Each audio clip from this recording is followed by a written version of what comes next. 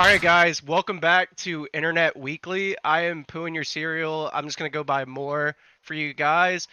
We got Heckler from Heckler Gaming. We got Johnson from what's your handle again? The Draxia. Yeah, and then we got old mysterious man Destros as well. So it's been an exciting week for all Marvel fans. Like we've gotten a lot of awesome stuff whenever it comes to Loki. We've got a lot of like really spicy leaks and stuff for us to talk about, and we're gonna get into all of that stuff. But so for our first topic, let's just get into how Destros never shows up on time or at all to the podcast. Destros, do you want to take this first topic? Uh, You wanna touch on no. this? Anybody else want to weigh in on Destro's lack of time management? So I'll take this one Oh first. yeah, you go first.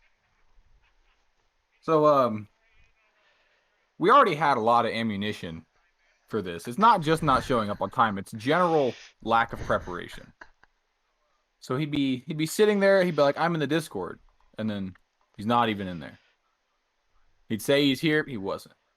Very He'd say he fast. was gonna get on in 5 minutes. 2 hours pass. He's still not on.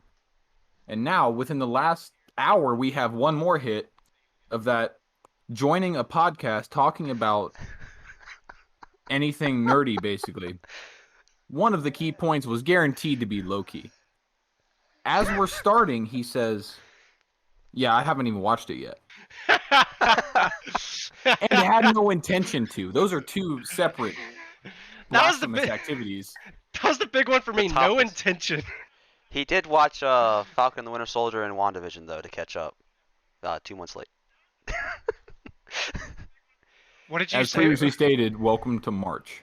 Yeah, welcome to March. But he did mine a lot, so all that mining he did really paid off in his Marvel knowledge, as you'll hear his hot takes today, I'm sure. Anything else? Destros? Got any? Does the defendant have anything? Get the nice No, fat continue. hit him. All right, now that we got the most important thing out of the way, so we got episode 1 of Loki last week. We got episode 2 this week. Both dope episodes.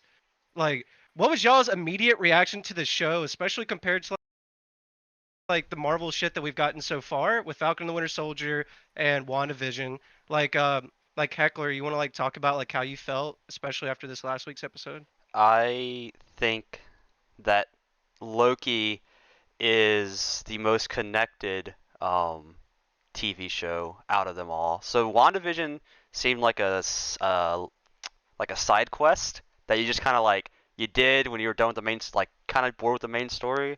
And Falcon and the Winter Soldier kind of was another side quest essentially. But Loki feels like it's immediately going to impact everything going forward. That Falcon did a little bit with the new Captain America, but WandaVision really didn't impact anything, which is kind of its own little thing.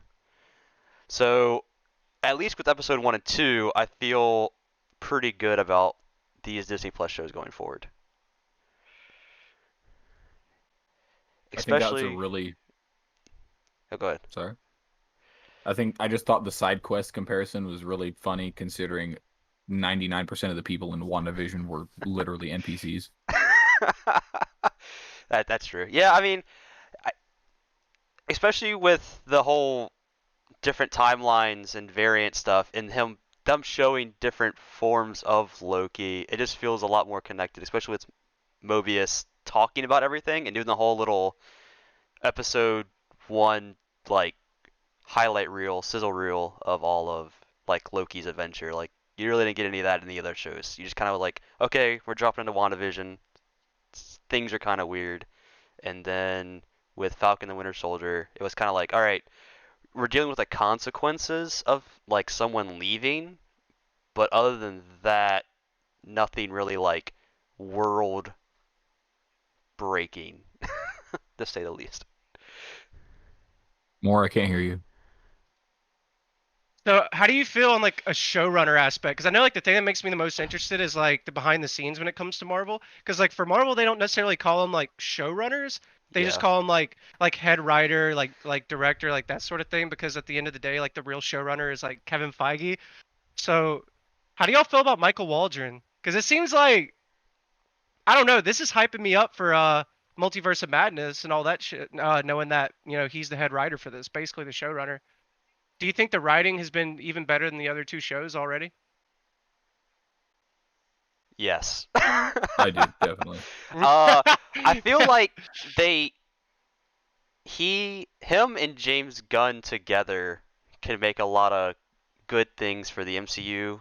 And I feel really bad 'cause I can't remember the name.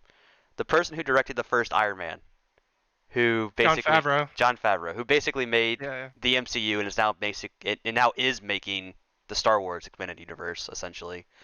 I feel like him being a showrunner, and then if he tagged along with James Gunn, which I can get something that James Gunn talked about today later, but I feel like they can actually make some pretty crazy like Marvel stories that they wouldn't be able to tell before, or that Disney wasn't willing to take a risk on before. Dude, yeah. My thing that I took away the most was like the ambiance that he's able to set up with the show. Like just like the whole like feeling, like it feels big. Because like that was my problem is like there were so many like rewrites, like the way the pandemic affected the last two shows we got, you could definitely feel like that coming through the show. But this show like definitely like just these two episodes, they just feel like how Marvel usually feels. Like it just feels like how Disney stuff usually feels. Like it's just like everything's pieced together. Like it has this feeling to it, this like vibe, and like it just like locks you in as soon as the episode starts. Especially like especially like the way it just feels connected to everything, sort of how you were talking about. That's the thing I like the most about it. It feels like you're actually going on an adventure with Loki into it. Whereas the other shows, it almost like felt like I was watching TV for some of the episodes. Yeah, like your usual like Uh, Wednesday CW show. yeah, I yeah. mean, the CW shows are good, don't get me wrong, but like it did feel like the other ones were kind of like CW shows. You just kind of watched them because they had the name and they were like, they were high budget, but like on some episodes, but not on all. And this feels like, okay, I'm really strapping in again and along for the ride this time. Not just I'm just watching it because I kind of want to know what's going on. I think Yeah. the reason for that is like it feels more like Marvel and it feels more connected to the MCU. I think that's just because Loki is already a well-established character, and whatever development like through his background we didn't get from him, we got from Thor because they're brothers. Yeah. But with WandaVision and Yeah. Falcon Winter Soldier, there was most of them. Like we knew a little bit about Wanda and Pietro, but most of them didn't have anything dedicated to really showing their backstory. But with WandaVision, Mhm. we had to get some introduction to Monica and some other people, so they had to do more like world building almost versus everyone knows who Loki is. Dude, yeah, and I Yeah. I love that. I love that because like the MCU is kind of going in this direction where it's like they're no longer gonna have movies where it's like a solo origin film. And like, I kind of like that to be honest. Like, I've liked a lot of the solo origin films that they've done. Like like Black Panther obviously is like one. The first Iron Man, like first Captain America. But I think now that like they have Disney Plus as a platform, I think we're gonna start seeing like some like really dope like world building as far as like the smaller characters in the backdrop. Yeah, it'd be really nice to see. I hope that they do that with Doctor Strange, and they're supposed to be doing it with the whole Armor Wars story that they're putting out, but I don't know how good that's gonna be the more I like Are, read it. are you talking about like building up like America Chavez and Multiverse of Madness? Just building up them and building up like the other sorcerers as well. Like it doesn't have to be like Doctor Strange specific, but any of like the Hmm. apprentices or like just even if it was like one of those side adventures of how the school is being ran and like what fights they're on while the time stone's gone, while they're rebuilding from, you know, Infinity War, Endgame, and all that. I would like to see that kind of stuff that I thought WandaVision was gonna do, but didn't. But it's probably gonna be like an after WandaVision thing. Yeah, for sure. So like one of my takeaways too, one of my big takeaways that I had whenever I was watching these last two shows, or like these last two episodes, is like, and I haven't heard anybody talk about it, and that's what makes me really interesting. Is like, what is y'all's take? And like, Rister, even though you haven't watched the show, you can maybe jump in on this because I know you know a lot about like Marvel and like other like sci-fi type stuff. So maybe you have a take on this as well. What do y'all think about the differentiation between like timelines and realities? Because I've heard a lot of people acting as if they're synonymous, but this is what confuses me the most. What confuses me is, okay, if timelines and realities are synonymous with one another, then that would mean that time moves the same way in every reality, would it not? Unless time just moves at a different flow. It's the same timeline, same time stream, but it just moves differently in different realities. Like especially like Dormammu, time doesn't exist in his reality from what we understand. So like he doesn't have a timeline. He just has a reality without a timeline. So like what do y'all think? Do y'all think that this timeline reality thing, like how does it work in the MCU? Because I have a theory for it, but I don't know. What do y'all think? Here, I'll let you go, Johnson. I was gonna let Mr. Destros go and speak. Ooh, for yeah, a let's hear change. Mr. Yeah, let's hear your Destro's hot take. Let's takes. hear your take. Hot- Come on, hot- bring in hot some, take. bring I in some want to Star hear- Trek references. Bring it all Okay. in. Bring it I crazy. want to hear your All right. completely uneducated opinion. Okay, so oh my god. Okay. So kind of what I was thinking was kind of like how they did with Endgame, where they had to go back in time and kind of like restore the timeline to get all the Infinity Stones. Where they were in time and like try to, I guess, how they were trying to like save that sort of timeline. I guess Loki's almost trying to do the same thing because he's hunting himself. I guess you could say he's trying to correct his almost like correct his mistakes or something, because like when he was watching that footage of him and Thor, like you could tell that kind of like struck a nerve with him, and he's like seeing himself with his brother and like maybe regretting some things that he's done. So maybe I guess like with the timelines, it's almost like every time you see that messed with, you see them almost trying to correct it in some way. So do you think like I totally feel you and I actually like agree with a lot of that. I'm surprised you're able to hit the nail on the head so much as for somebody who hasn't watched. But at the same You time, watched like, a recap. but like as far as like the timelines and the realities, do you feel like a timeline and a reality is the same thing? Are they separate things? Like, what's that about? I'm Like, gonna are they say they're same? separate. Different?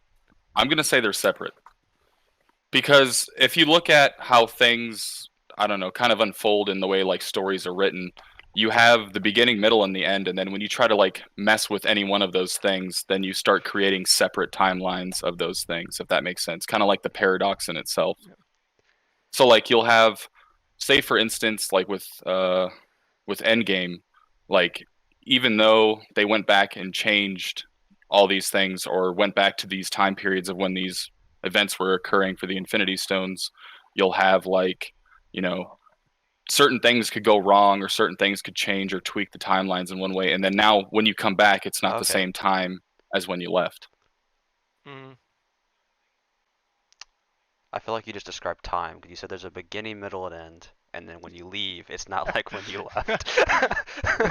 Well, no, I guess what I'm trying to get at is like no matter what you do, even going back in time or messing with time in general, it just creates so many issues for story writing. It's like how do you get these plot devices to make sense after you've messed with time? Because it's like it only goes one direction in like everyone else's reality. So in my eyes, it would be every time you or every occurrence that you mess with time, it like deviates and it becomes something separate, I guess you could say.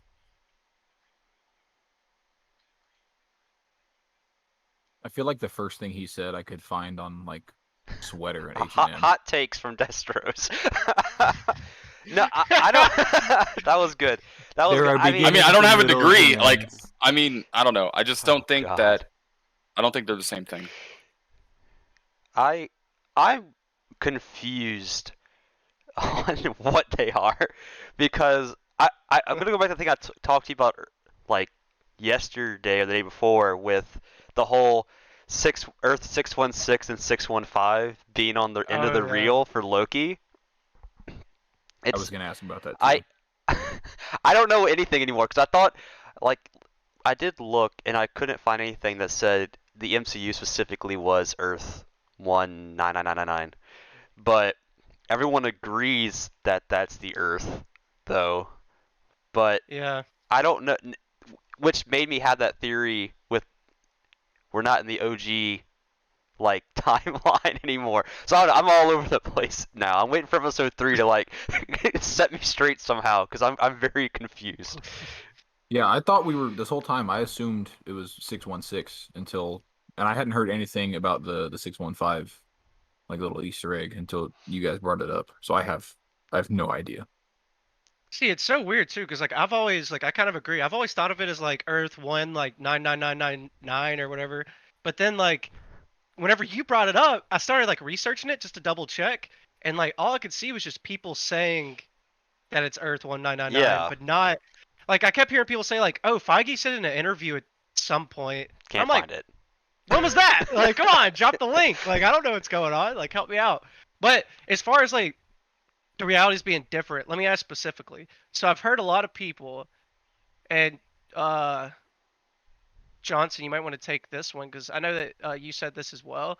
I heard a lot of people talking about how during the last episode, and like this is gonna be spoiler filled, by the way, for everybody watching. Up till this point, I don't think we've really touched on a lot of spoilers, but going forward, it's gonna be a lot of spoilers. So if you haven't seen it, if you don't want to know, just go, wait, Yeah, if you're someone that come back hasn't to the seen the video later. episodes, Yeah, if you're somebody who hasn't seen the episodes, but no, disappear into vape. but no, but like seriously, it was like Oh that's my the reason I God. brought this up is not to have like a convoluted discussion about time and reality, but a theory that a lot of people have is whenever Lady Loki or Enchantress, whichever one you think, whenever she dropped all the reset bombs throughout time on all the different planets, Yeah. like Vormir, Titan, all these other places, people think that that's what's going to lead to Multiverse of Madness. But what I'm curious about from y'all is if the timeline and reality is separate from one another, how is all these branches in the timeline leading to multiversal like destruction? Like how do those two things connect if they're separate entities? I don't want to say the timeline and like I don't want to say they're the same thing, but I don't know how to describe the difference. And so I feel like they're just gonna end up being the same thing. Because we haven't really seen like another reality brought up in the MCU, have we? Yeah, we have. Yeah, I mean, you have Like, a little bit in Ant-Man, and then WandaVision made her own, technically?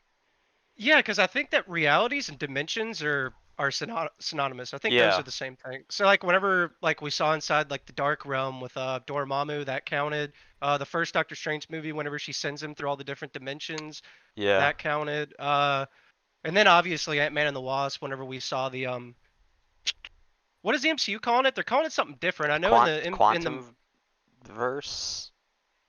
because Quantumania? I know like the quantum realm and all of that, but I feel like in the comics it was called something different, right? It was like the mini universe or something like that. Yeah. Subatomica. Subatomica. That's probably Sounds like a something in weird the MCU. music festival or something. No, they had like their own weird name for it, because they also had one when the Fantastic Four had their own little like discovery of a universe that was like in between ours. They called it something else too. I can't remember. Oh yeah, I think I know what you're talking about. But I mean, I am curious how her dropping those bombs will affect, because one of the places, like many, are all important places in the MCU. But like one that caught my eye was she dropped one on the star, I think it was, that Thor yeah. built his new hammer on. So the only thing that happened there was Thor building his new hammer. So I don't know if we're gonna see, because even showing this little sizzle reel right here, it does show a destroyed New York in one of the Loki trailers, Mhm. like the Avenger Tower all destroyed. And I'm curious if like, okay, he didn't have Stormbreaker to hit Thanos like, what is that like part of that, or is it another branching thing? But I also like your whole red line idea as well. When it hit like the red one's Oh like yeah, yeah, yeah. an official universe or timelines being made. Yeah, I was just about to say that. That's what I honestly think. I honestly think that like that's why they don't want the red lines to go too far because I don't because they never exactly like say, and we also have to take it with a grain of salt too because the TVA is obviously just like this institution of just like propaganda. So Yeah. like everything that they're saying, like we can't really take it all to heart. Got to take it with a grain of salt, but I think they might have left that out because they never really touched on what's so bad about it going past the red line besides the fact that we can't like clip it.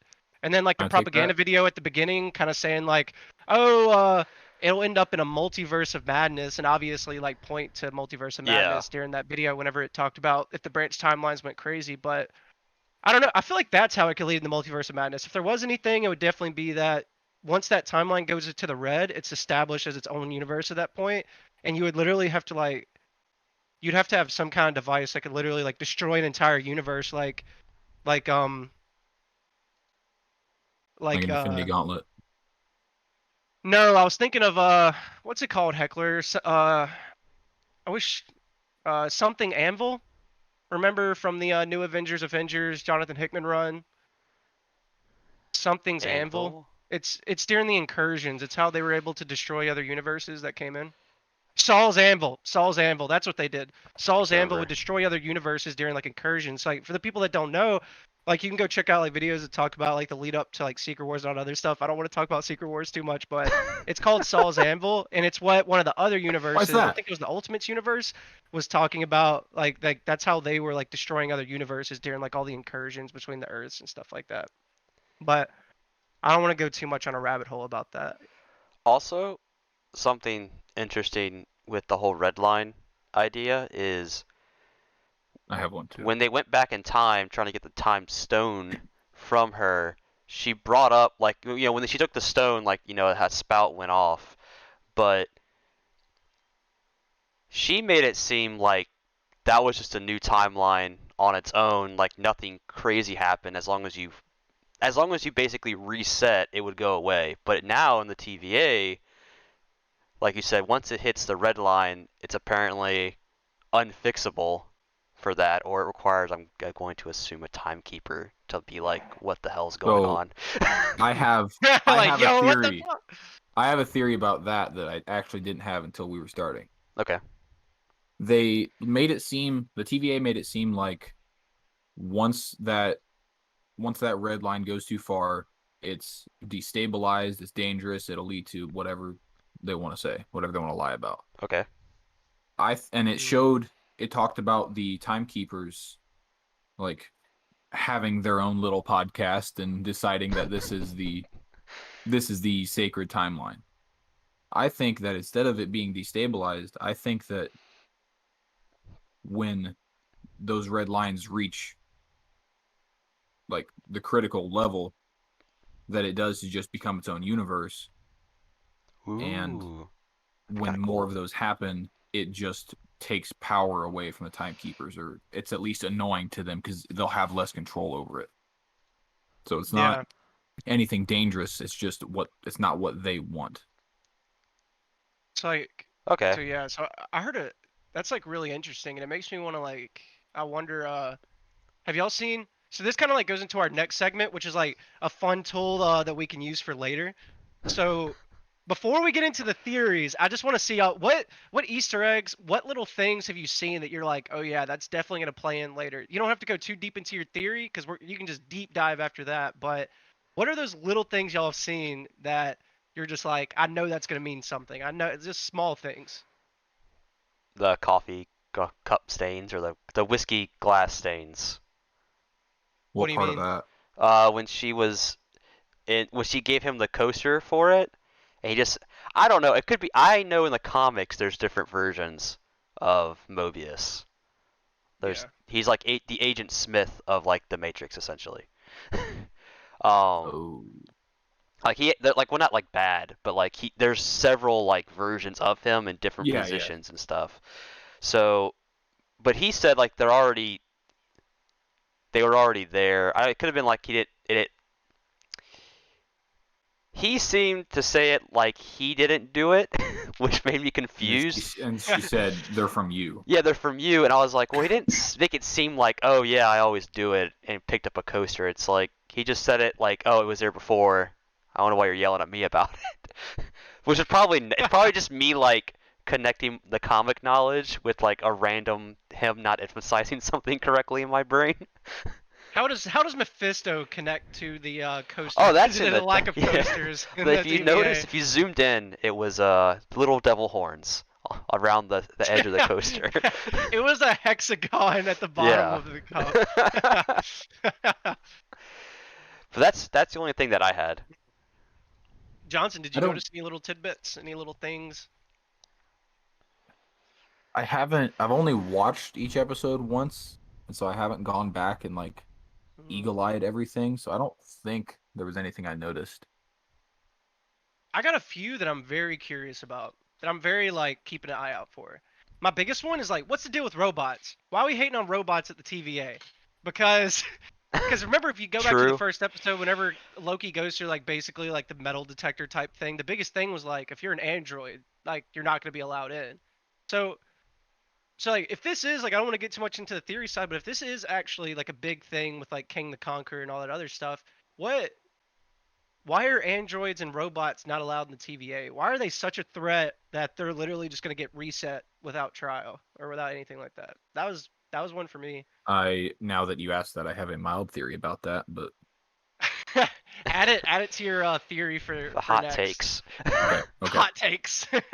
But the other thing that I noticed, was, so I noticed Mobius, he keeps having these little Easter eggs that are like from the 90s. So the first thing is that soda he always drinks. As soon as I saw the soda, I was like, that soda looks weird, so it's got to mean something. So like while I was watching the episode, I looked it up, and apparently it was the first energy drink ever created in the United States.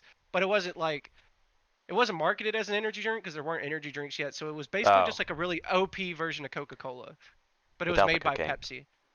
Yeah, it just had like a crap ton of sugar, that sort of thing. But it's from the 90s, and that's like the whole point. And then the second episode, we had him talking to Loki about the Jet Ski magazine, and he sort of talks about how he talks about like jet skis, and he talks about the 90s and all that other stuff. And I'm starting to get this vibe that they're dropping these like obvious hints of Mobius having this like weird connection to the 90s. But he's from the TVA, so like out of like all these thousands of years of time, why would he choose the 90s as something that's so nostalgic for him? Honestly, like I think that we could at some point, if he does get like awakened or something like that, and he like if the variants at the TVA are actually just, or the agents at the TVA, if they're actually just variants, and they're actually just brainwashed, we could actually end up getting a moment later down the line where he sort of gets awoken. He remembers like his life again.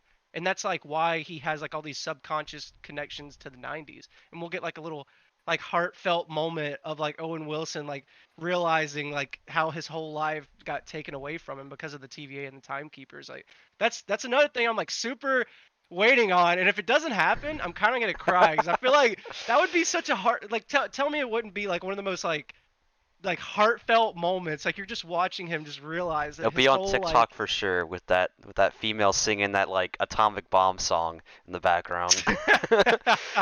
What if we find out that before he was, if that was true, if that happened, what if we find out that before the TVA he actually was Owen Wilson? Oh my gosh. We just get flashbacks to Zoolander immediately, and him just going, no. woo! Woo! Wow. Yeah, I think the variant thing you brought up is true. Because I know there's different versions, and he keeps bringing up the 90s like it's something. So either he's, and I kind of said it a little bit before with like, I think he knows something's up. Like they're brainwashed or something's not as it seems, or like King is already in charge, but I can't remember her name now that I'm just gonna say, but like Ravonna. Yeah, she's like covering for King because they're already a thing, and then right. And also for Mobius being the #1 agent there, always talking to her and being surprised by the pin was, I think, a way of him like telling her that something was wrong or something, or he knows something. The Franklin D. Roosevelt pin? Is that what Yeah. you're talking about? Even though like it could go all the way to Molecular Man if needed, like going that route, which it could. But like I think him saying like, "Is this like the agent you keep on the side?" I think was him a way of him saying like, "I know something's up. Like I'm just letting you know that I know, and I'm trying to figure it out with Loki," without just saying that, so she doesn't like Right. blast him. For sure. The other thing that made me curious as well, I think we're definitely gonna get a call back later, is that propaganda video on the first episode whenever Loki walked in and watched it. And like we got a lot of hints on that propaganda video whenever it talked about like the multiversal war and sort of that's how the TVA Yeah. got created. I definitely think that that's gonna be a callback later. I've seen some people say that it looks a lot like the Kree Skrull War, and like I guess it does to an extent. But the biggest thing that I saw was the fact that in the background we had like the big diamond-shaped building in the background crashed on the ground. And then if you look back at Infinity War, that was actually on Titan.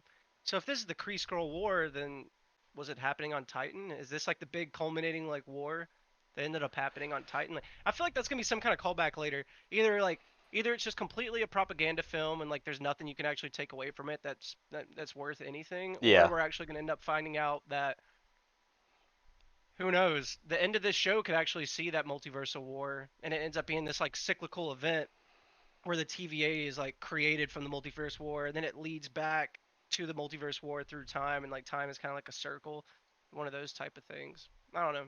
That was one thing I thought to look at. The only other big callback that I think that we could definitely see later is who here can say they saw Loki put the time stone back? Cause I did not. I didn't. No, I watched it. I watched them twice, each episode twice, and I haven't seen them. Not that I can think No, of, put it didn't back. didn't he put it? I thought there was a scene where he put one of the stones in his pocket. That's what I see. That's what I'm thinking. Is I think that whenever he picked up the time stone, I think he pocketed it. And I think what's happening now is like later down the line, like just remembering this little piece of information, we might end up getting a moment where like Loki is in the right universe at the right time, and he just pops that time stone out and just I don't know, does his thing. That was Yeah, a few things I saw. yeah, and I mean, I think you're right with the propaganda video because they did have an entire poster, single poster dedicated, and overall poster dedicated to the little clock lady, little Oh yeah, Miss animated clock. Minutes. Yeah, so like she is. They wouldn't just do it for like an episode 2 character and that's it. So if you're gonna Yeah. make a whole poster for it and like make this part of your marketing scheme, like that character has to have something. Which is the same reason I say like you don't cast Owen Wilson to be just a detective. Like he has to play some bigger role unless it's like a thing on its own. But like like you don't make that a poster child with like without her being a main character. You don't cast Owen Wilson to be this just detective without him having like a bigger purpose in the show. But I am curious if well, can we get into spoilers? Like heavy Heavy episode 2 spoilers. spoilers? You can even just run right into like your theory. Just like I go ham on well, it. Are we without starting the theories? without the theory yet, I am and this is probably I need to see episode 3 to like kind of solidify my crazy man Mhm. whiteboard theory. Would be I want to know if Loki went into the time door or portal, whatever you want to call it, on purpose because or not because he did look at Owen Wilson's character before going in, which could have been Yeah. like a nod like, "Hey, like don't think I'm betraying you, but like I have to play the part." Because I think that Mhm. Loki's already flipped the coin and he's a good guy now. I think he's gonna What do try you? to I think he looked at Mobius to be like, I'm going in here to figure out what's going on, like, and he's gonna write. There's that old movie where they went back in time, like in medieval history, and like they wrote notes to each other, like in the future. Like I think he's gonna have like he's gonna make variants of like random notes that Mobius is gonna read to be like, oh, this is what's going on. What do Oh, you I mean though? like Whether or that. not I he went like in on that. purpose? Well, because after he talked to the Lady Loki Enchantress mashup character in my head anyway. I think that's what it is. They just combined two. If he was evil, if he flipped back to the evil side, let's say, he just would have walked straight in. Like he wouldn't have cared, wouldn't have looked back, in my opinion. Like if I'm stabbing Yeah. you in the back, I'm just gonna walk forward. I'm not gonna be like, bye guys, and like, it was fun while it lasted. I'm just gonna walk forward into it. But he like purposely stopped, looked at Mobius with like some sort of like sad, like I don't know what's gonna happen look as he went through. So I don't think he Oh, went through I with thought you were like. saying. Go ahead. I thought you were saying you didn't know if him going through the portal was an accident or not, and I'm like, that was very Oh clearly no on no no! purpose. No. It was Yeah, more no, I if think it he was was clear being that. evil or not. I think he Yeah, already yeah. flipped. He's gonna be like the anti-hero or hero, however they're gonna spin it. But I think he went through telling like Mobius like, hey, I might not come back, or I'll try to help you and do the whole little notes from the past to the future or whatever future to the past. However Mobius decides to Yeah.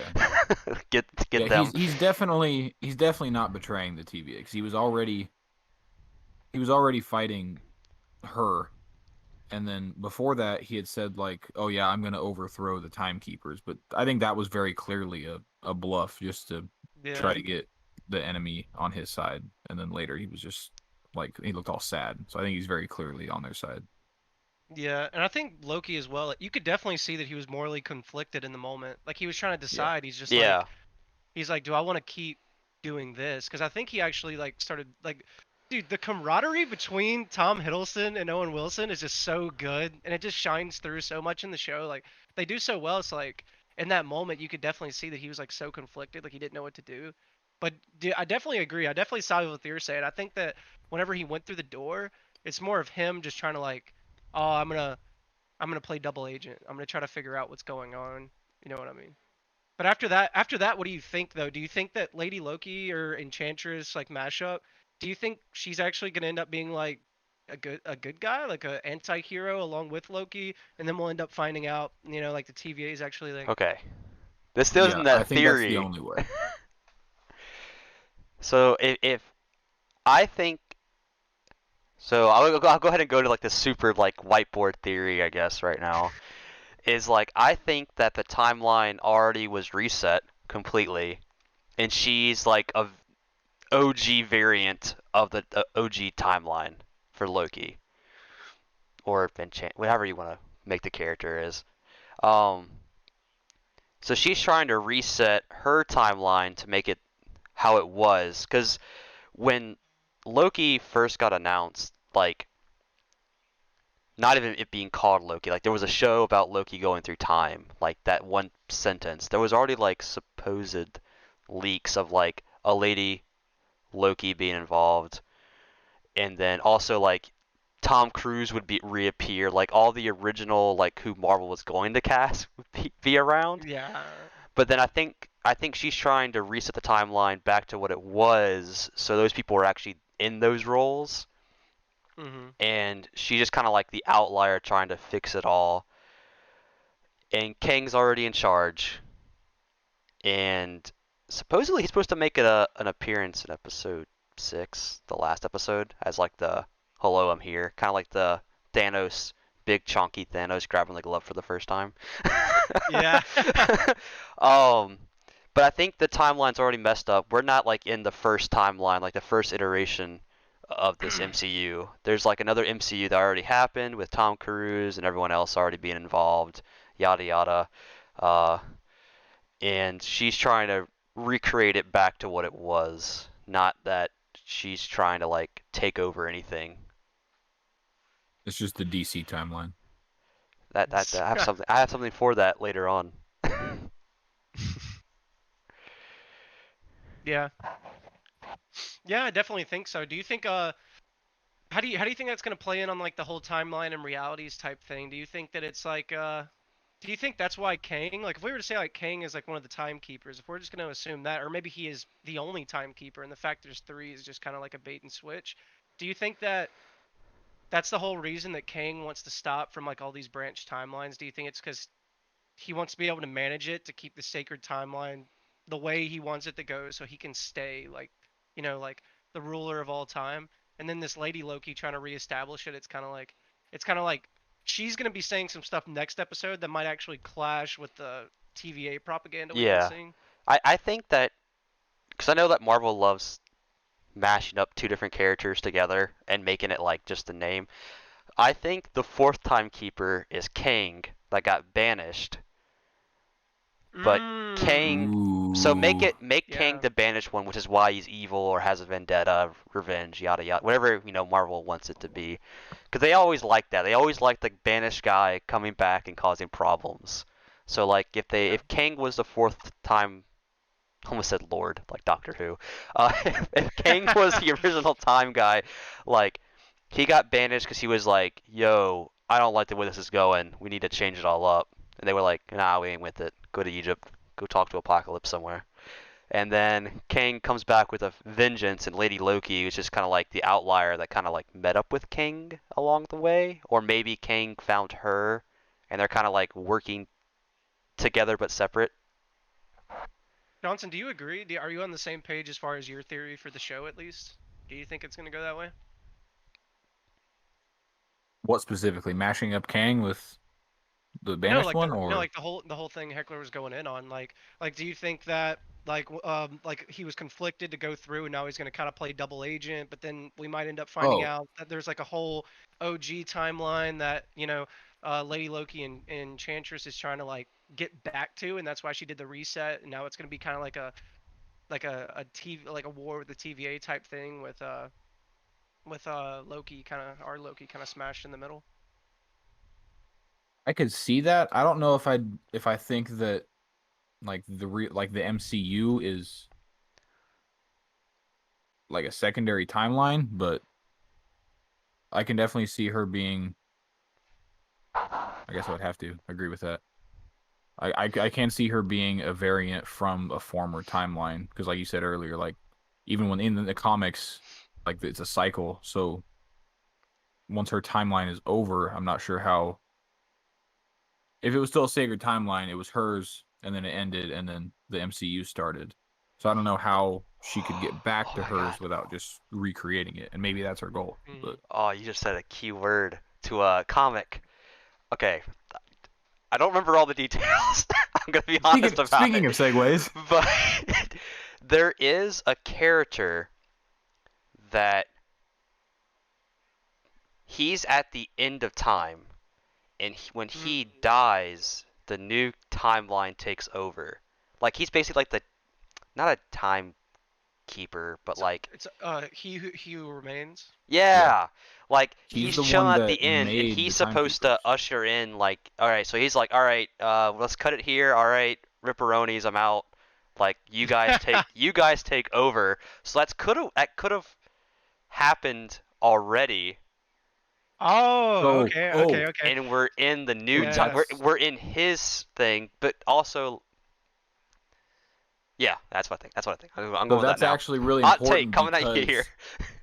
because that's actually really important. The end of time because the fourth timekeeper isn't just banished to Egypt. He's banished to Egypt in the comics anyway. He's banished to Egypt in 3000. If it's end of time, I assume AD. I couldn't remember if it said BC or AD. But he's banished to Egypt at the Citadel at the end of time in like the year 3000. Mhm. And now I'm wondering, like right now I'm having this thought, is he who remains just the one that remains at the Citadel at the end of time because he was the banished one, he's the only one left, and then he has the power from all the other timekeepers and he creates a new timeline. Well, I think with Because like where the is he whole remaining from?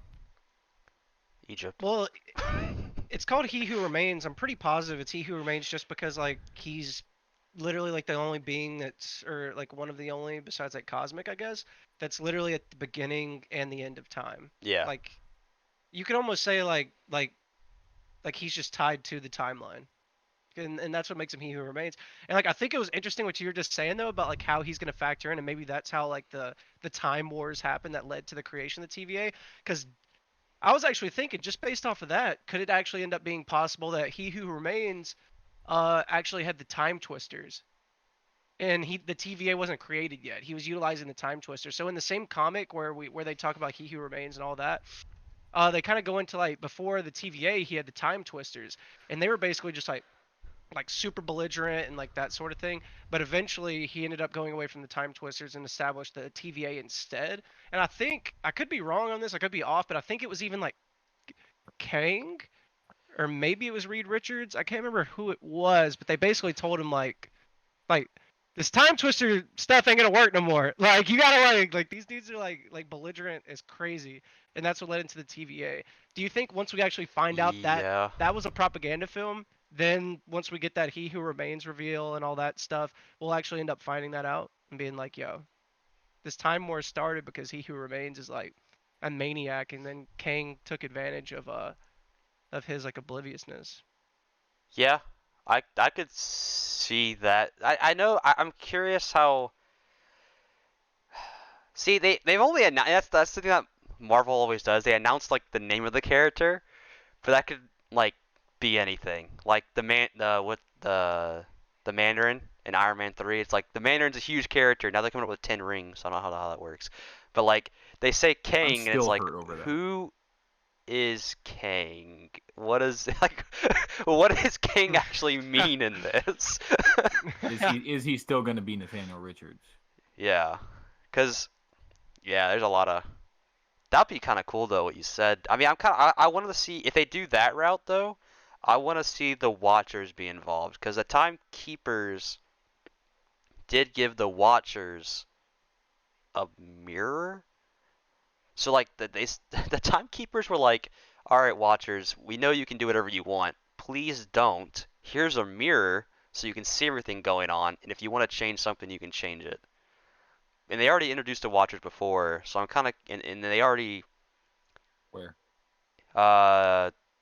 Stan And Lee cameo. cameo in I Guardians? think it was Guardians 2. Yeah. I think it was So Guardians 2. I Whenever they kind of were time jumping, I think that's whenever. yeah, Or space jumping, I mean.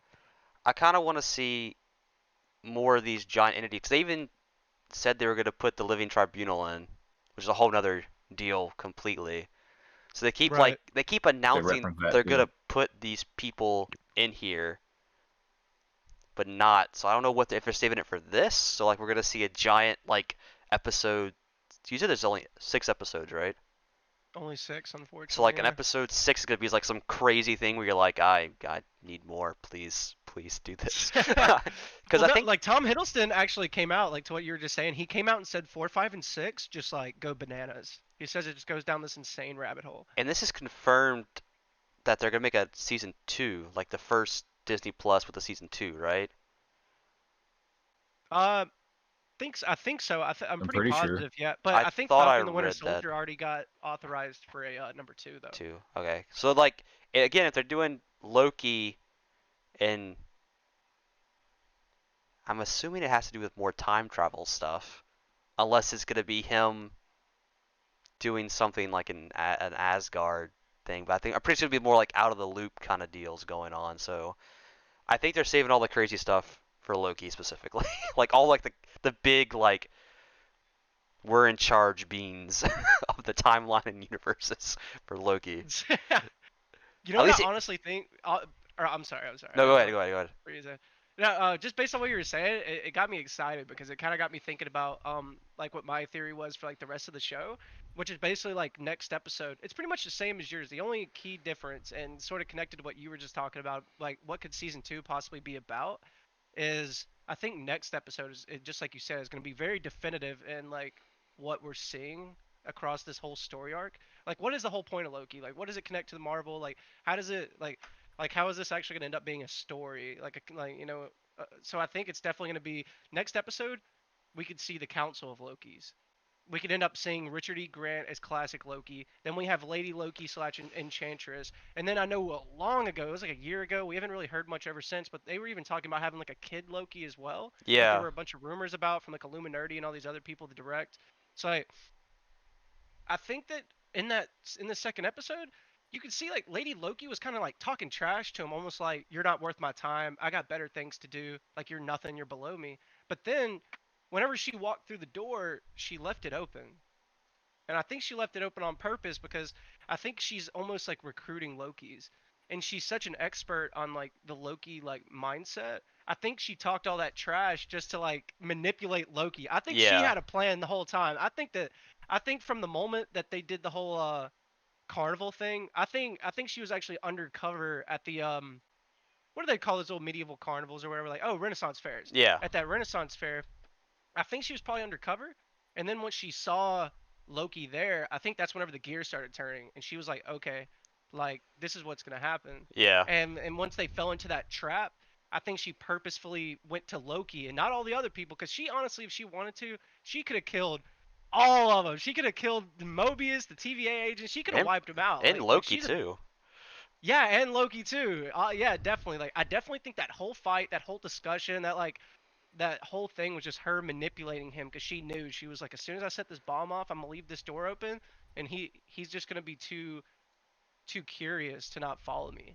So in that moment, I think next episode, the first thing we'll probably end up seeing is probably like the TVA freaking out, Ravonna Yeah. Renslayer, all of them. They're probably gonna be going to like multiple different timelines. Like we're probably only gonna get like maybe like not necessarily a montage, but like snippets of like, oh, like we're in like 2099, and like we just reset this, we reset that. We're just gonna see chaos immediately, and it's probably gonna like they're gonna like drag us on, try to sort of like get the tension up, and after that, that's whenever we're gonna get Loki sort of with Lady Loki, and she's gonna kind of like still be manipulating him a little bit because I think she just wants to use him, but we haven't really got enough evidence for that. But then she's gonna introduce him to the Council of Lokis by the end of it, and we're gonna get that big like just like mind blown moment where she basically tells Loki like everything you know is a lie. Not even what the TVA told you, but about your own timeline. It's all a lie. Yeah. Like your timeline is like a scourge to ours. It was bred out of, Kang's selfishness and like lust for power and like megalomania and that sort of thing. And it's going to be one of those moments where Loki, I think he's going to be conflicted because one of two things is going to happen. Either she's going to want to, because just like we were talking about before, all the TVA agents, I'm thinking they're probably just variants who've been brainwashed. So most likely, oh, and just touching on it, because I know we didn't touch on it before. The reason that we were going with that whole theory about TVA agents being variants is because in the last episode, we believe that the one agent that was kidnapped, we think that, or at least I think that Lady Loki kidnapped her, and then sort of woke her up. Sort of did like a Vision and WandaVision, kind of like Yeah. woke her out of the trance and had her realize like that's why she kept saying like it's real, it's real. I think she was remembering that her timeline is real and they destroyed it. And everybody she cares about is dead. And she was just like, I want to go home. I just want to go home.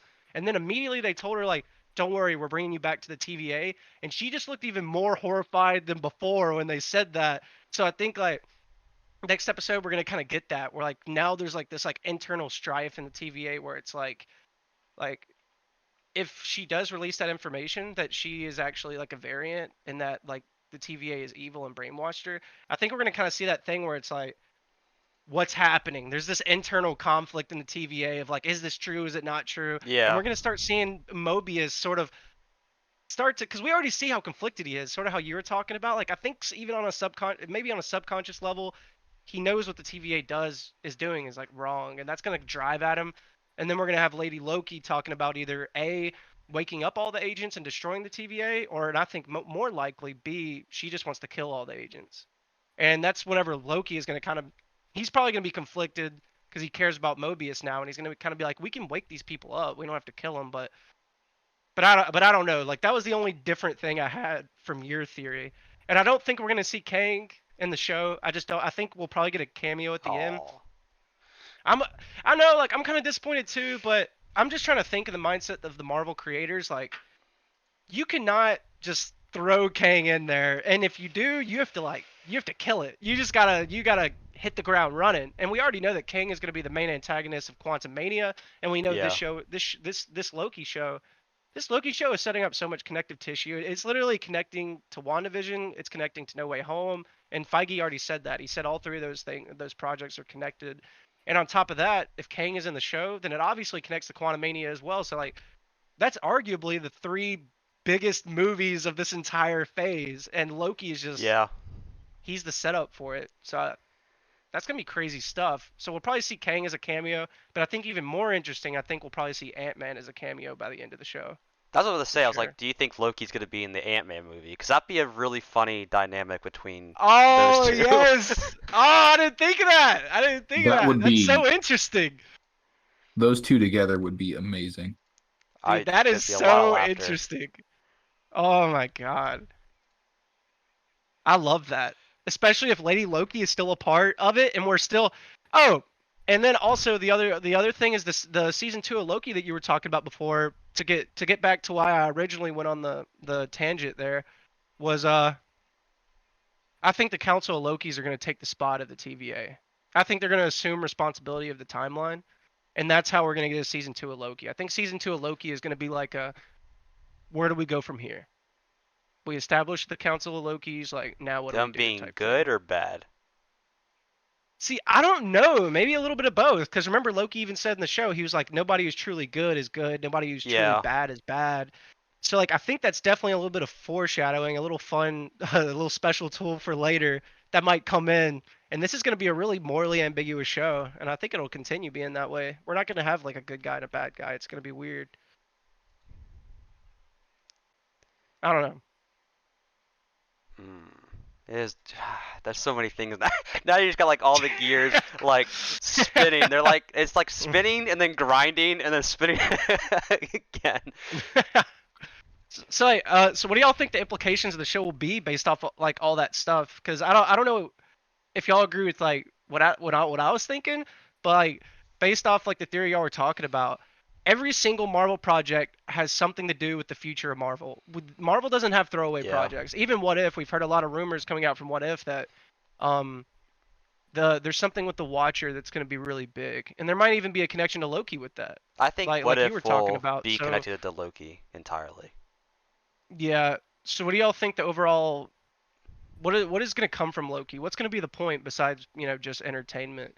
Do you think it's going to be that Kang connection to Quantum Mania or the multiverse connection to WandaVision and No Way Home? I'm not sure about the specific, like what path it's gonna set the MCU on, but I think its significance is that it will show the viewers what path the MCU will go on. Because Loki has kind of this omniscient view almost, because he's outside of time, so he can see, oh, this is happening, and he's surrounded by the powerful, or at least Ravonna, and then probably soon Kang and Timekeepers. I think it's just going to show the viewers where the MCU is headed, and then all the other shows and movies that don't have that viewpoint, we're going to see how they fit in when the characters don't necessarily know what's about to happen. Yeah. Go ahead, He man. speaks. Oh yeah, he speaks. Go, you go. I'll be right back. Just run with it.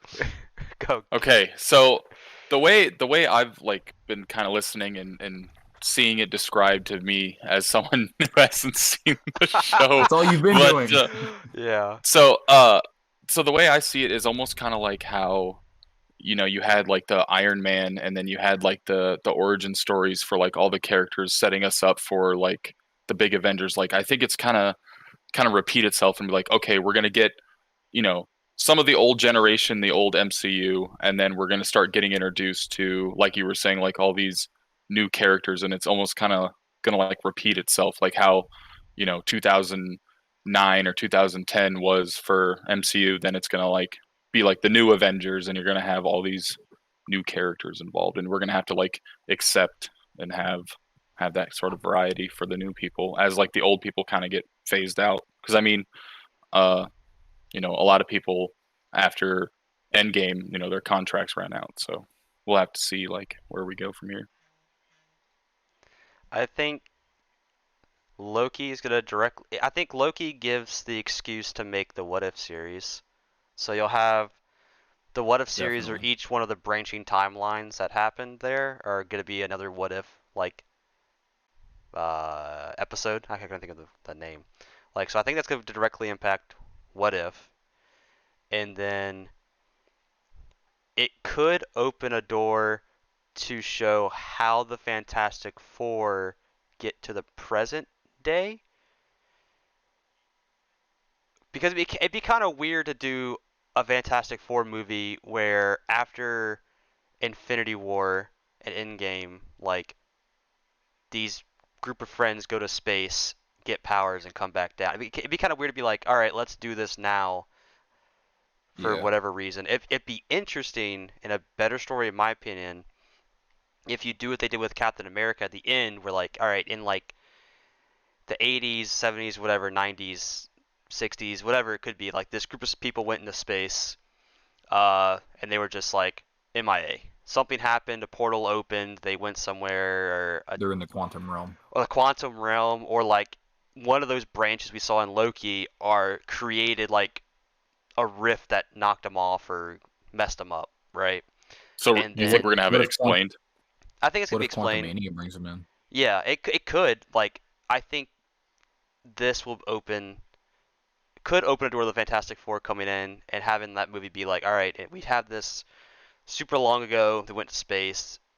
This time universe stuff happened, and then now they're brought in, and now they're out of like Captain America, like a man out of time. Like Yeah. they're this family out of time that we don't know how they fit in. But then again, there's just leaks or rumors that the Fantastic Four bought the Avengers Tower. So I don't know. But Wasn't Loki there will a directly influence like the next coming movies.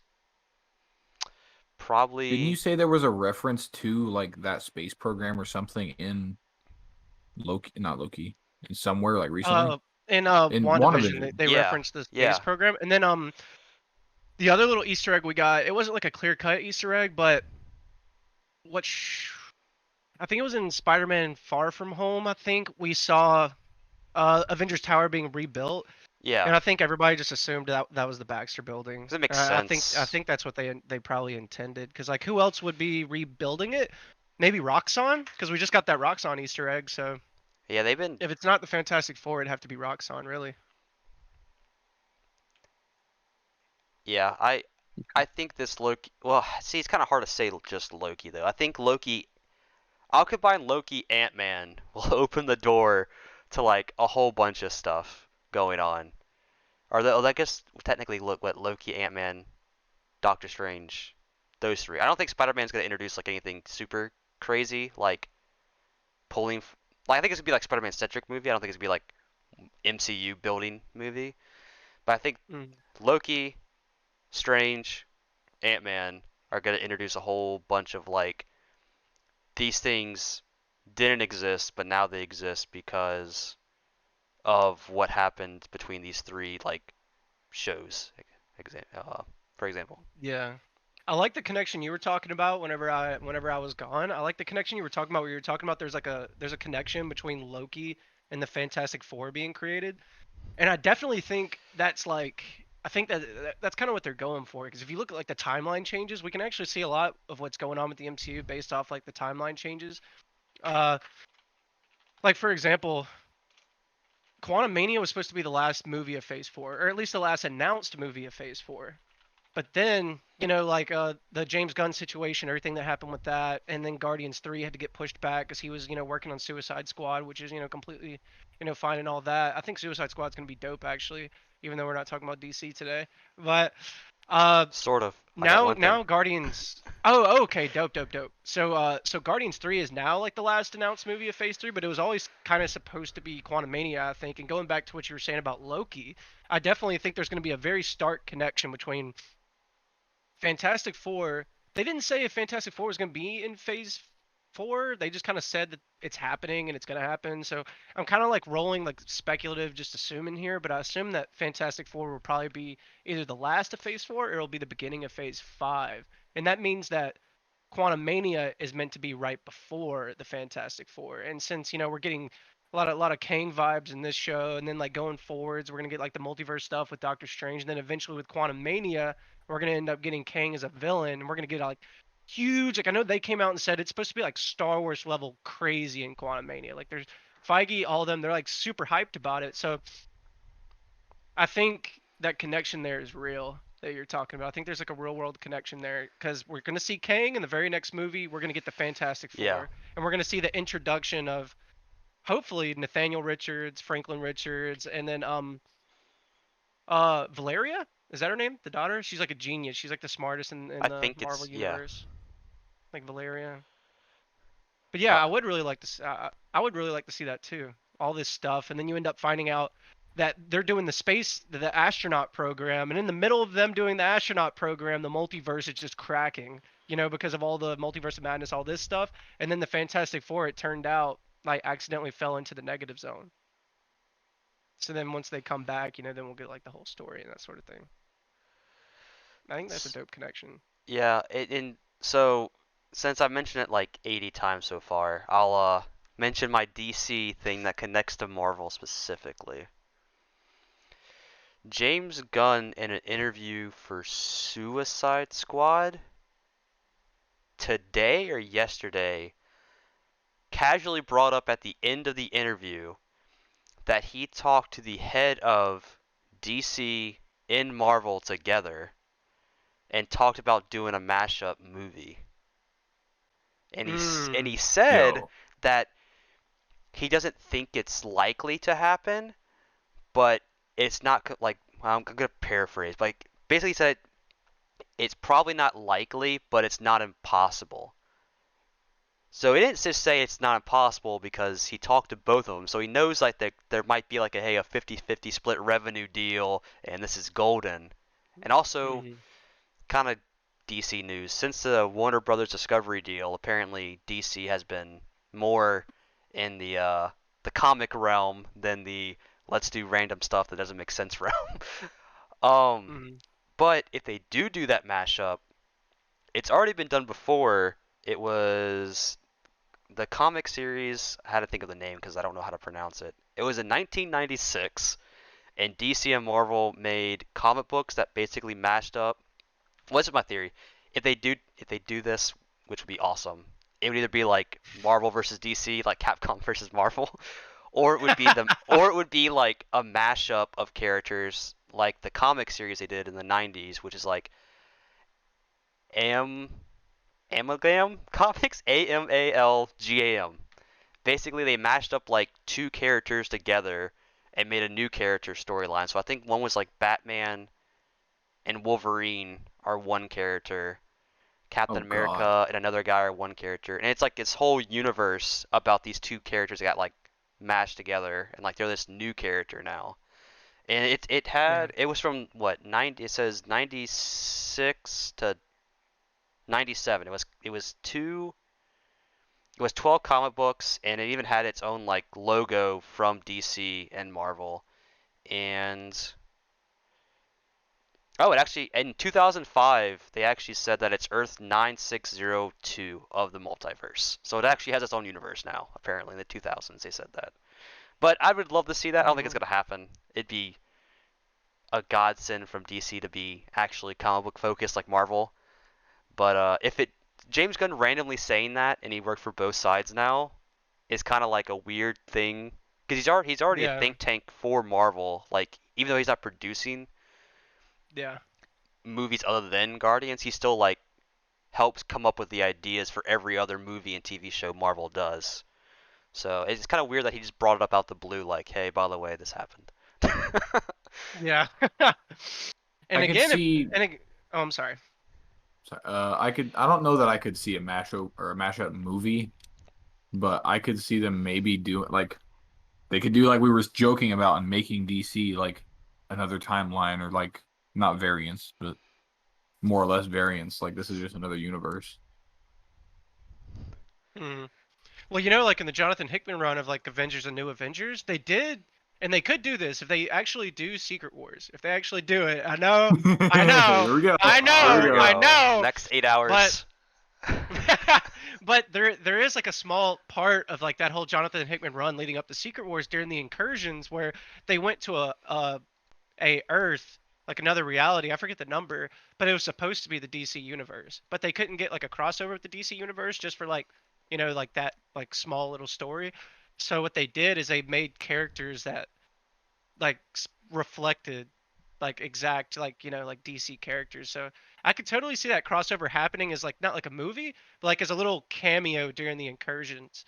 Like we could see like the Illuminati go to another universe that they're about to clash with, and they get there and it's literally just the Justice League, and they're like, oh shit, We gotta and then get they have out to of like, so like yeah Gotta get up. Well, no, that's the crazy part to me is in the Marvel comic, the DC, like the pseudo DC characters, they destroyed the Illuminati. Like they just beat the Yeah. crap out of them. Like they beat them. The only reason that the people won is because Doctor Strange like tapped into some like really dark magic and literally just like brought this monster.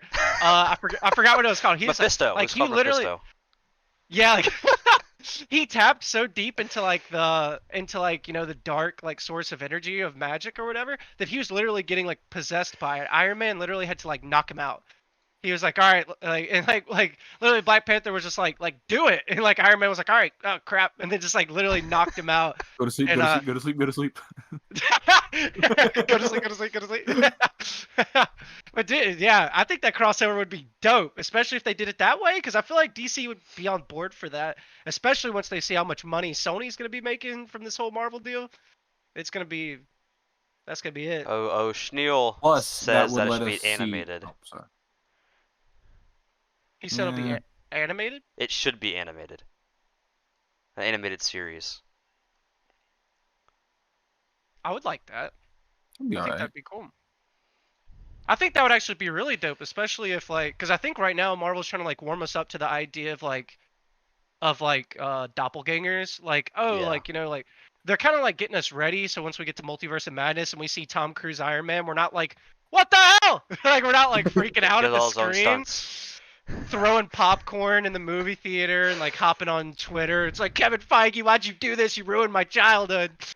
But I think I definitely think they could do that. They could definitely just like have like an animated show and just be like, this is a by itself event. It's MCU, but it's not gonna touch. But the big have it movies. where it's can Don see that. Cheadle is War Machine, and then it changes to Terrence Howard randomly without you don't reference it. It just flipped the other way. That meme about the other guy being a variant killed me. Which meme? It was, I forget what the text was. It was some line from Loki, but it was it just showed the first War Machine, and it was like Loki isn't the first variant. Oh yeah, because that meme also had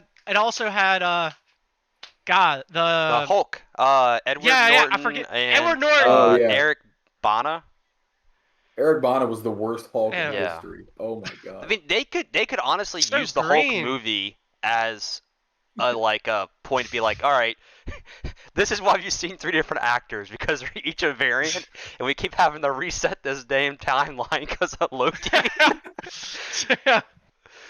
It'll work. Oh my God. Hulk versus Hulk versus Hulk. World Hulk. We could end up getting that because everybody's talking about Amadeus Cho might end up popping up in the Marvel movie, and then we have She-Hulk, which I think comes out. I'm kind of weird about it too. I don't really think it's gonna be Amadeus, but if it turns out to be that, I think the She-Hulk show comes out before or after the Marvel's movie. I think it's before in the lineup. Well, they changed. I'm not But- seeing it in the lineup. I think it's before. But anyway, they already confirmed that Thunderbolt Ross was going to be in the She-Hulk show, so we're getting our Red Hulk. Like that's most likely what's going to happen. So that's 3 Hulks already in the MCU, and that's not even including other realities. So, oh, and also Scar, Hulk's son from the World War or Planet Hulk storyline. Yeah, I was gonna say that right now. I was like, what they could Yeah. do with all the Hulks is have a World War Hulk like movie, Hmm. and that way, like, it's all the Hulks fighting each other, or all the Hulk like monsters fighting each other anyway. Because I think Abomination's supposed to Yeah. be in She-Hulk as well. Oh yeah. Yeah. Yeah. Okay. Yeah. So, they're introducing a lot of like Hulk like people. I mean, not the poodles or the dogs we saw. Rest in peace. But Rip. it would be kind of cool to see like a Hulk movie focused on Hulk things entirely, not like him being like a side character. Now tell me this: would you rather have that? Would you rather have the Planet Hulk, World War Hulk storyline, or would you rather have what a good thinking man would want, and just have an incestuous Hulk family me from dumb. Old Man Logan. I was thinking about that. I was. Oh, Before, God. I was like, hillbilly. and I Venom. do not want to see what that would look like. It was. I want to see it. I want to see it. I would love it. What else was weird? It was the T-Rex. The T-Rex Venom took over at the girl that had. She's like a girl that has like a T-Rex companion, and Venom took over the T-Rex. So you have like inbred Hulks with a Venom-controlled dinosaur chasing blind Hawkeye and Old Man Logan across Battle World, right? Yeah. I think Doctor so. Doom confirmed. I think there was an Old Man Logan Battle World storyline, but I think you're thinking of the original run of the Old Man Logan, where it's just Yeah. him and Hawkeye, and everyone's they're in just like dead. the dystopian. Yeah. they're in like the dystopian timeline. Apparently, I never knew this till the other day, but apparently, do you know that storyline is actually connected to the Jonathan Hickman run of Avengers: New Avengers? I do. Also, it talks about it in Secret Wars. So Secret Wars, there you go. Secret Wars confirmed. Look. Mephisto, God Emperor Mephisto is gonna be the big bad of the saga. I It's agree with confirmed. God Emperor Doom's gonna be there. It's not gonna be regular Doom. It's gonna be God Emperor Doom. And also, when they had the stupid Franklin Roosevelt pin, I was like, all right, there's only like 2 characters. One's Molecular Man, and he's directly influenced with Secret Wars. I hate that. I hate it. Just announce Secret Wars is happening in like 6 months, and it's been happening the entire time. I'm tired of like tiptoeing around it. Listen, I just think Secret Wars makes the most sense. All right. Not even just because of like the Easter eggs we've been getting in Marvel, but just like the real world effects, Yeah. like outside of the movies. Because like Anthony Mackie said he's only gonna be Captain America 6 to 8 years, so that means he might not even be Captain America Jesus. till the end of Phase 6. We might not even get him for a whole saga. He might be gone by the time Phase 5 ends, because like we don't know. I know Marvel's like way more fast paced than they were with the last Yeah. saga now, with all the shows and all that. But I think due to that, and I think due to just like the aging and like just like human beings just getting older, and the Russo brothers really pushing for a Secret Wars or a Wolverine movie, because that's the only thing they want to do. Only one of those two things. I definitely think that as far as real world application, it makes sense to push up Secret Wars a little bit. Maybe have it like at the end of Phase 5, just so that we could get that last one hoorah where we can just see, like Fox X-Men on Battle World. We can see, would love it. like we can see Michael B. Jordan as freaking Johnny Storm. I would be so confused. Or Chris Evans as Johnny Storm. I would have Oh, to walk exactly! out. Oh my god, yes. Yeah. Yes. So, Yes. sorry, go ahead. I was gonna say something. No, you No, go. I'm sorry. Go ahead. I said No, I didn't want to interrupt. So while you guys were discussing that, and I was listening too, is I was looking up something that I had remembered hearing about. I can't remember if it was an article or a YouTube video I watched, but about the character Uatu Oh, with the the Watcher, Watchers. Yeah, because we were talking about Hulk and whatnot. So I wanted to see like kind of what you guys think on that character and if we're going to be seeing him again because of everything that y'all have been talking about, like Red Hulk and some of the other things that he's like Ooh, affiliated with, yes. and like Odin, because I know he like assists the Avengers at some point, and then he's like helps Odin and Thor, and he's like really big into like, or kind of like makes cameos and stuff, or is like a side character. So I want to see what you guys kind of think about that. I gotta think. So this is what I definitely think. I think it's just establishing him as because we might even get a cameo at the very end where the Watcher is approaching like Doctor Strange, because this what if is happening before No Way Home and it's happening before Multiverse of Madness. So Yeah. I definitely think we could see like a cameo of the Watcher basically after looking over all the realities, all the different branch timelines, all that stuff. We could definitely get like a cameo of him basically approaching Doctor Strange and being like, "Hey, stuff's popping off." Like, you know what I mean? Because that was basically the Watcher's function for the most part in the comics. Like, I don't know, like maybe I just haven't read the right ones where the Watcher is actually useful. But for the most part, he's basically just like the, hey man, like if the Watcher shows up, then something's about to pop off that could possibly like destroy the multiverse. So I think they're setting him up as that guy now. So anytime in the future, like maybe whatever big event is Phase 5 and Phase 6, whether it be Secret Wars or whatever it may be, that's gonna be a callback later. So like later down the line, we'll probably see him pop up and basically be like, "Yo guys, I'm back. Y'all are screwed." Like, Rest in peace. R.I.P. guys. I'm gonna go back to just like watching TV as a profession. See you later. Yeah, because actually, I just remembered She-Hulk has a very important part to do with the TVA. She gets put on trial with Mobius for something. What? Yeah, so Mobius comes to her and she gets put on trial with at the TVA. So she's actually, I mean, comic book wise anyway, she has her own run-in with the TVA, and also Mobius has talked to, I mean, well, MCU now Loki. He talked to She-Hulk, and he also talked to the Fantastic Four as well, comic and MCU related. So that's Yeah. What if he's a Watcher? No, I'm joking. No, I don't What know if what the who's the Watchers Watcher? I'm are. sorry, I missed. Mobius, but I don't know what the Oh. Watchers are gonna do in the MCU because they keep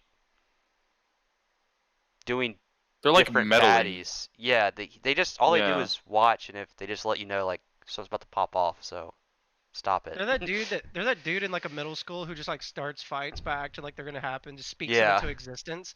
Like, hey man, that dude's been staring at you. He's gonna beat you up. You're like, oh crap. I guess I should handle this. I guess I should hit him first before he does anything. And he creates his own little timeline. He's like, yes, I did it again.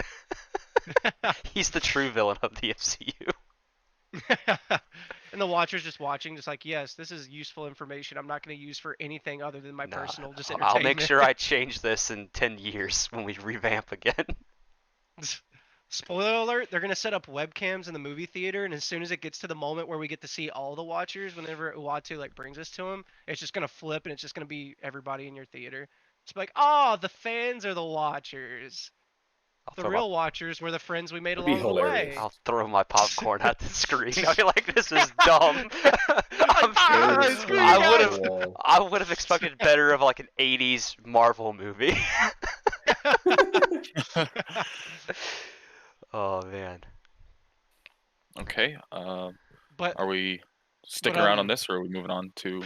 no, yeah, let's just talk about one other thing, Marvel related, and then we'll Okay. like go on to like some other stuff. The one thing I was really curious about that I was just gonna ask you guys is, well, it's not actually Marvel related. It can be anything you want. So I didn't mean to say that, but what was your favorite leak of the week? Leak of the week segment. What do you think? Oh yeah, that's what I was your getting at. most entertainment. What was the one you loved the most, or what did you think was the weirdest one? Either the best or the weirdest, whatever just got you thinking the most. All right, I guess all I'll you. start. Yeah. Yeah, I was gonna say, I was like, I guess Bethesda making Skyrim in space, the Starfield thing that's coming out. That's not a leak. Oh, Or not like a leak, but I guess like that's the most. I mean, it kind of is. I mean, because they It's had a new like a bunch of development, leaks it's- that came. Yeah, like a bunch of leaks that Yeah. came out afterwards about how it's gonna be like open world, and like some of the other like screenshots and stuff were leaked about it. Oh, I thought you just meant like the existence of it. I was like, we've known that for a while. So what do you Oh, like no. about it? actually, in a little bit, we're gonna talk about favorite E3 news. So if you want to save all your details on that game, Yeah, I'll save that. I guess I'll have someone else go, and then I'll So we come. can go I'll in circle deep. back around. You go ahead, Johnson. I'm going deep on it. I don't know that I really have one. Oh my. Really? The only thing I saw that was like quote unquote leak was the role or the character name at the end of Loki that made us think it wasn't actually Loki, but What are you talking about? Wait, what? like the only reason we know it's probably not Lady Loki unless it's the mashed up character is because like another language credits casted her as it said Sylvie, and that's the Yes. name of Enchantress. But other than that, I don't Yeah. think I saw any.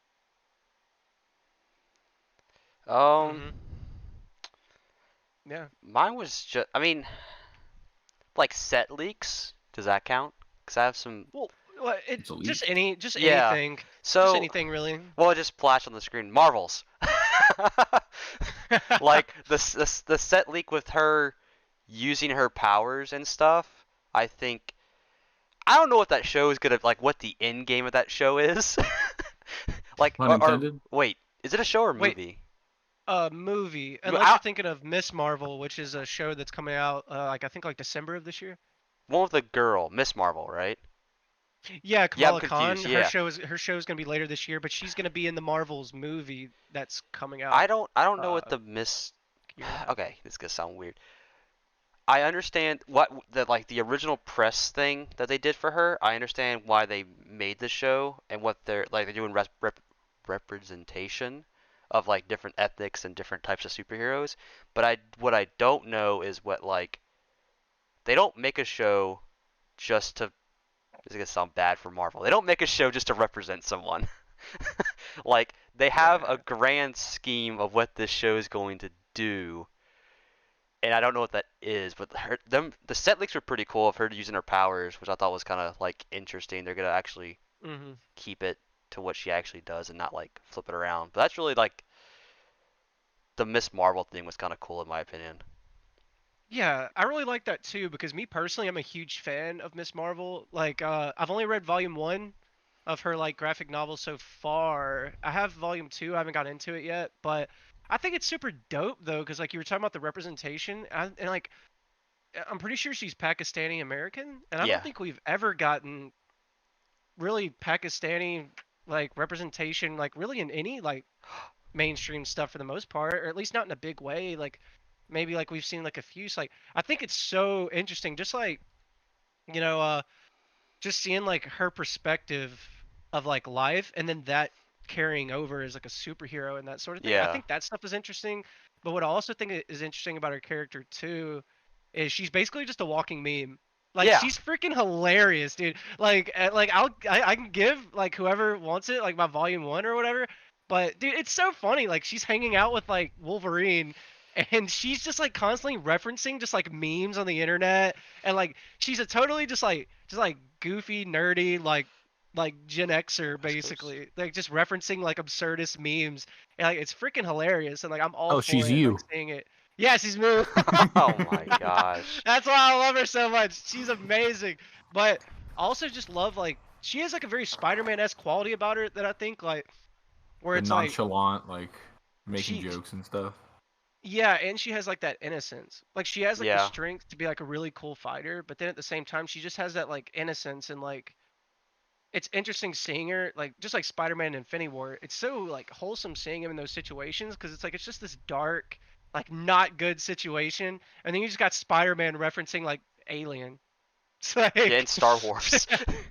Oh, we're Um, using our made-up names. The only and then like Footloose, he's like it never was. It never never was the was a best good movie movie, of all time. the honorable mention I would say from not leak but news that came out that kind of if you look in the background can be leaks was the Moon Knight stuff. Mm. Like him showing his little Instagram, was it a picture or video? I think it was a picture. And it had like the concept art of Moon Knight around him and stuff like that, which makes me like happy that the character's freaking insane. I, I don't know how that movie's like what that how it's gonna be. If it's gonna be a serious one or like kind of like an in between humor and serious, but like at least seeing the concept art made it look really cool that they're actually taking it seriously and keeping it true to what Moon Knight looks like, similar to what just popped up with Taskmaster, how Taskmaster looks completely different than what he looked like in the comics. So, Yeah. just honorable mention Moon Knight stuff. Yeah. The only other thing I was gonna say about the last thing about Miss Marvel was she idolizes Captain Marvel, so that's like her Yeah. whole connection. And I think like Captain Marvel's gonna end up being like her mentor or something like that. I hope so. But yeah, the Moon Knight stuff was like really cool too. I know like the leak that I liked the most or that I hated the most was the fact like, yo, DC, why is Batman not allowed to go downstairs? Why is he not allowed to go Oh my God. downstairs?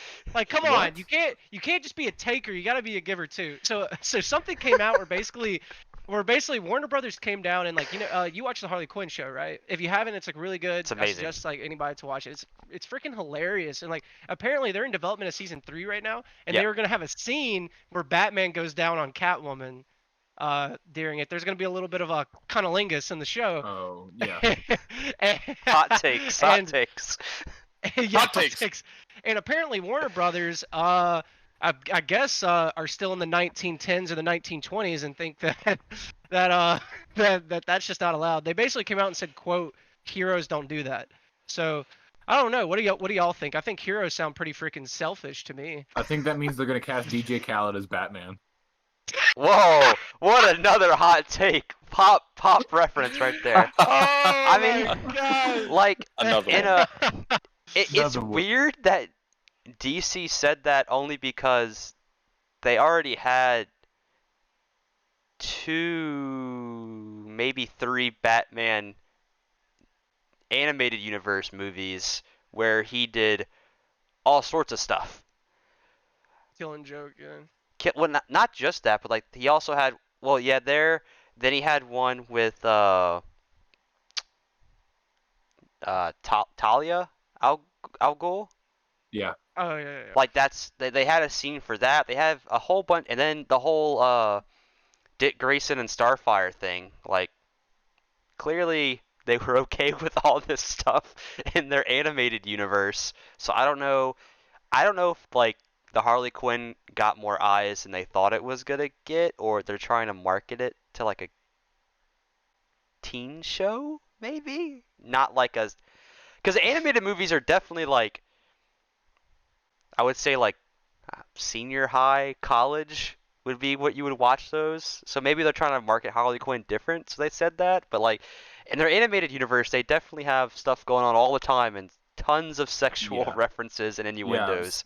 Starfire Like, and the Grayson. Yeah, was like, even when I'm the getting away with first that. Justice League movie came out, you had Superman holding the plane up, and Wonder Woman looked at him, and they had like some weird little like sexual tension between them like immediately. So it's like heroes are clearly doing these things. I don't know why they said that. I think it was just like a they're quick people too. turnaround, but I just hope the directors of the Harley Quinn show or showrunners saying that as what they probably assume to be a funny thing, because the show itself is like a joke on the DC universe. I just hope that they don't affect Harley Quinn season 3 or 4 or get it canceled, because I thought it was hilarious when I heard this. Yeah. So what you're telling me is that in Flashpoint, Ben Affleck's Batman dies. All right. All right. All I'm gonna say is I don't think DC gets to make the level of like the quality of movies that they have made and then decide what a hero does. Yeah. Oh Because that's yeah. what heroes do. Yeah. They don't You're understand. my lightning rod, Barry. Anyway, so top I'm having flashbacks. E3 news. Let's go to E3. Oh wait, hold on. There was one more thing I wanted to touch on just with Risser, because I know Risser is really interested. I just wanted to bring it in. So the other big leaks that we got was a huge leak came out this week about Inquisitors are finally going to be in live action. Dave Filoni, the new like creative executive director over at Lucasfilm, which is dope as hell. He basically is pushing for live action Inquisitors, and it looks like we're gonna possibly get some in Obi-Wan, but there's definitely some development going on for a show. And there as well as there was a casting that everybody thinks is for Barasafi, maybe Sabine. So Risser, like, do you think that Barasafi will be an Inquisitor in the Obi-Wan show, and that's the Inquisitor we keep hearing about? What do you think about this Inquisitor show? First dark side project that we've ever gotten in then like the Star Wars universe, besides like probably like you know like books, legends, that sort of thing. The Sith's time has come. No, Do it. do it. No, what? Christ. Like you were saying, I think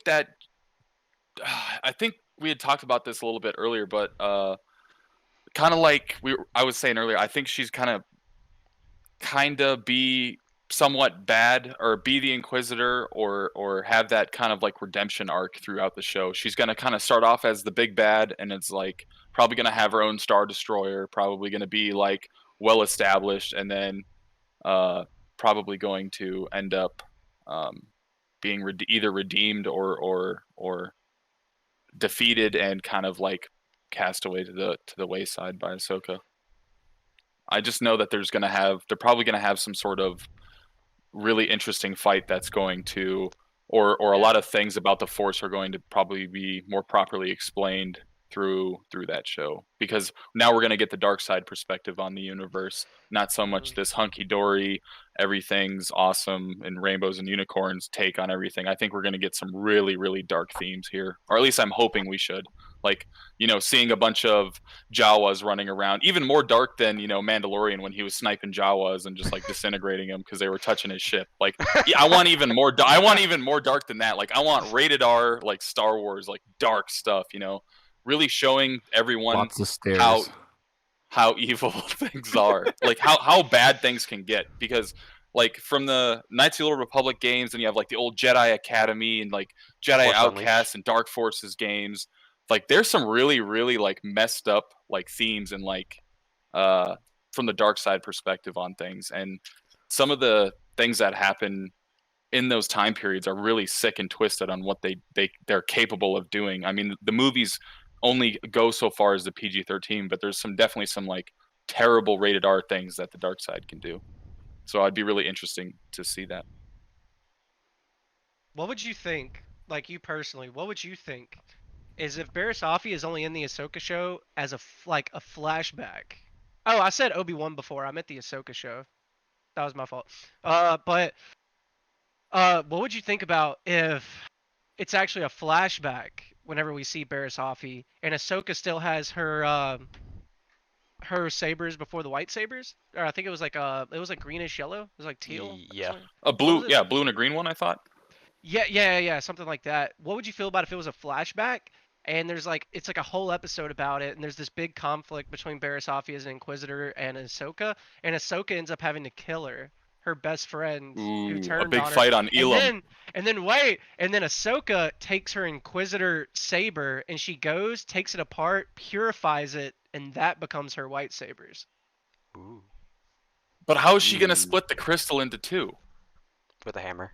We've never seen like any like canon stuff about how they purify crystal. So yeah, exactly. How is, because I know you can purify from like the ancient periods of like Star Wars and stuff. You can purify one, so there's gonna have to be a second Inquisitor, because you can't break a crystal into two, from what I from Star Wars. So that means that either that's gonna be the case for that character, or there's going to be someone else that she's going to fight that's even worse than she is, or after her redemption, or that person that's even the more big bad than her is going to kill her best friend, and then now she purifies that saber, and then now that's why she has the second saber purified from that Inquisitor or dark side user or something, even crazier than that. Because I know with, like you were talking about, like XR Kun and some of the during like the Thrawn timeline, there's some really like crazy things going on in like the Outer Rim with the dark side users. So she's probably going to come into contact with something on the unknown regions, probably. Yeah. Johnson, Heckler, y'all have any take on the Star Wars news, or you just want to lead right into the E3? I am the least educated person on Star Wars in the planet, so. No, You're just along for the ride. Besides they've already like here. announced. I would just, like Mr. Desrose was saying, I just want to see. Well, maybe not like. I wouldn't mind like a rated R Star Wars movie, but I just want to see like crazy Force things happen. Like that's what made Force. They're actually supposed to, but it got like canned. Make a Force Unleashed movie or some spin-off on it. Yes. But, like, I would love to see like a movie. And it could be in the Acolyte, maybe. But I would just like to see a movie where it's just like crazy Force things happening. Just this one guy, not like he's not a Sith Lord or like Yoda doing something, but like this like average Joe guy that just like has like this crazy potential, and he's just wrecking shop. That's all I want to see from Star Wars, honestly. But I'm cool with Jawas being disintegrated. Yeah, well, I kind of understand what you're saying too. It's like having that, but also having the justification as to why this person has these like crazy abilities, because we didn't have a justification for the current hero or heroine in the story of this sequel trilogy as to why these force powers were justified. Like, you know, she was a nobody, and then you didn't find out until the last movie that she was a Palpatine, and that's why she had all these innate abilities. It would be interesting to see if there's like, you know, this person would have to be the descendant of some, you know, crazy Sith Lord didn't know it, or crazy Jedi didn't know it, or crazy, like God, I can't think of the race that came before, but it's like I want to say Selkath, but that's not it. There's like an ancient race of Force users that created like the Jedi in the beginning part of it. So it'd be interesting to see like just like a justification. Yeah, like a lineage or a justification, and not just having this random overpowered person for no reason. Like there needs to be some sort of reason why this person's able to bring down a Star Destroyer from the planet, you know? Like you're not gonna just have like Joe Schmo like randomly show up and be like, okay, I'm gonna take the Death Star out of orbit and crash it into the moon, you know? I could do it. Oh, pull an old Captain Marvel.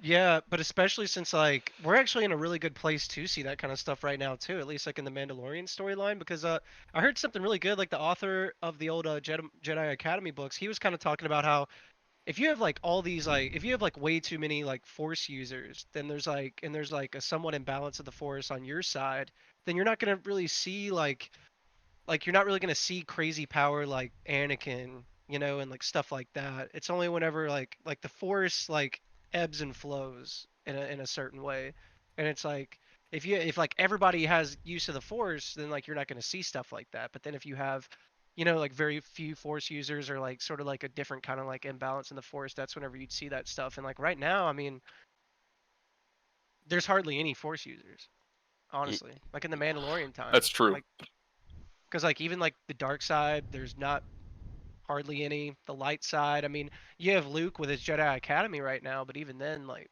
it's not super big. There's only 13 pupils that he has. That's true, but I think people also need to start seeing the Force as not like this ability that people can tap into. I mean, I guess it's. I want to say it's confirmed canon, but like it's a living, breathing thing. Like it has like an almost omnipotence of some sort, and it's like you can create wounds, you can even kill the Force. Like you can do the same amount of things that you would do to a living being as you can do or like utilize through the Force. So it's like in some ways it can be killed, some ways it can be wounded. You can create raptures in it. It's almost like kind of like how Marvel has like DC has like the Speed Force, or like has the Marvel has like all these different realities or timeline. Like the Force is like, I guess it's like the equivalent of the reality or like the timeline. Like you can manipulate it in a way to almost like you can completely cut it off from the galaxy or give it to everyone. Yeah, sort of how like you were talking about last night about those that one storyline where the race comes from outside of the Outer Rim that the Force doesn't affect. Yes. The ferrets? No, it's the Selkath. Oh. Yeah, they're immune to it, and like the Selkath are really important to like Star Wars because they're the makers of Culto in the galaxy. They make like the healing stims or whatever. So they're super important, and the Force didn't affect them. And there's like also a couple of other like places in the galaxy where it can't reach or can't touch because it's wounded, like Malachor.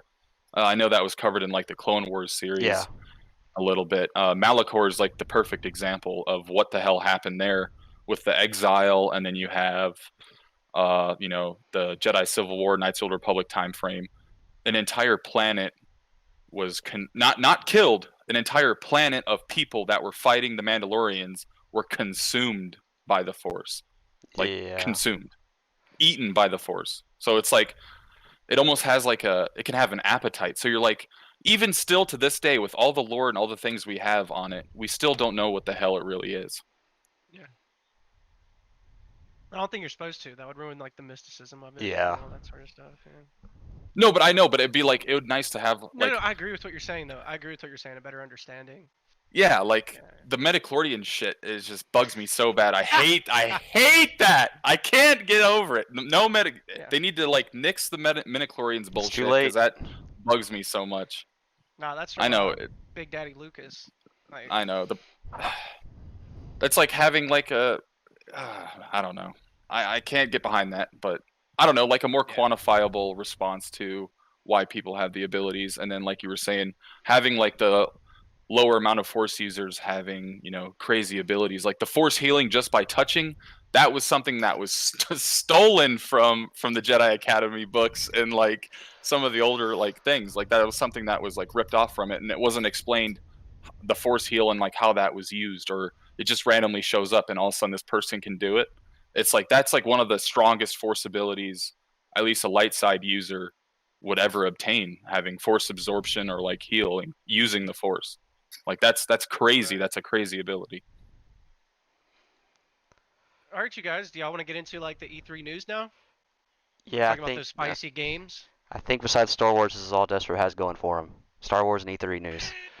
So he's maybe next time we can do a huge deep dive. I'm sure. I think something's coming up that's big on Bad Batch. So maybe next week we'll just have a full on just Star Wars nerd fest. But yeah, we've touched on a lot of really cool stuff. For everybody watching, make sure to come back next week. We'll probably touch on some Star Wars stuff. Go in depth on that. And this has been a very Marvel heavy last couple of weeks. Can't wait for that episode 3 of Loki. See what's going on with that. Yeah. Please follow the Heckler Gaming channel where this video is happening. Make sure to go and follow and subscribe at Destros as well on his Twitch, and Vidraxia as well. And you can come over to poo in your cereal if you want. That'd be nice.